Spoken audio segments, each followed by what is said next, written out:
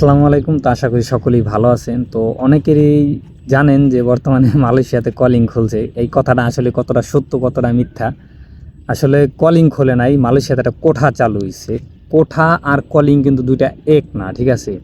কোঠা হচ্ছে যেমন মালয়েশিয়া সরকারের কাছে এই মালয়েশিয়ার কিছু কোম্পানি যাদের লোক লাগবে, এই কোম্পানিগুলা সরকারের কাছে আবেদন করবে যে আমাদের লোক লাগবে, বাইরে থেকে কিছু লোক আনা প্রয়োজন। তো এই আবেদনটা করাকেই বলা হয় কোঠা। আর সরকার এটা চালু করছে যে আবেদন করতে পারবে চাইলে, ঠিক আছে? তো এখন মূলত কথা হচ্ছে ডিসেম্বর পর্যন্ত এই কোঠা চালু থাকবে। এই মালয়েশিয়া সরকারের কাছে এই মালয়েশিয়ার কোম্পানিগুলা আবেদন করবে যে আমাদের লোক লাগবে। এটা ছড়াইছে কি বর্তমান সময় যে কলিং চালু হয়েছে, ঠিক আছে? আসলে এটা কলিং না, কোঠা চালু হয়েছে, ঠিক আছে?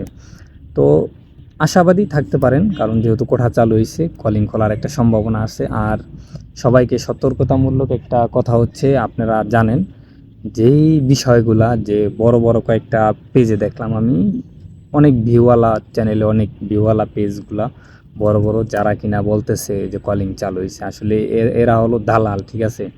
এরা বিদেশের লোক নাই, তো এদের ফাঁদে পইরা কেউ পাসপোর্ট জমা দিবেন না। সর্বপ্রথম কথা হচ্ছে এটা কলিং খুললে আকাশে চাঁদ উঠলে সবাই দেখতে পায়, আপনিও জানতে পারবেন। এখন যেহেতু একটা কনফিউজের ভিতরে আছেন, আর যদিও কলিং চালু করে এটা আমি অবশ্যই আপনাদেরকে জানিয়ে দেবো। ততক্ষণ পর্যন্ত ধৈর্য ধরে থাকুন। কারো কাছে পাসপোর্ট জমা দিয়ে প্রতারিত হবেন না। পাসপোর্ট জমা দিলেন মানে আপনি তার কাছে ফেসে গেলেন, আপনি টাকা দিতে বাধ্য। অন্তত পাসপোর্টের জন্য হলেও তো তাকে টাকা দিতে আপনি বাধ্য, পাসপোর্ট ফিরিয়ে আনার জন্য তো টাকা দিতে বাধ্য। তো এই কাজটা কেউ করবেন না। সকলেই ভালো থাকেন। আল্লাহ হাফেজ। দেখা হবে নতুন কোনো ভিডিওতে, আর আমি আপনাদেরকে জানিয়ে দেবো যদি কলিং চালু করে।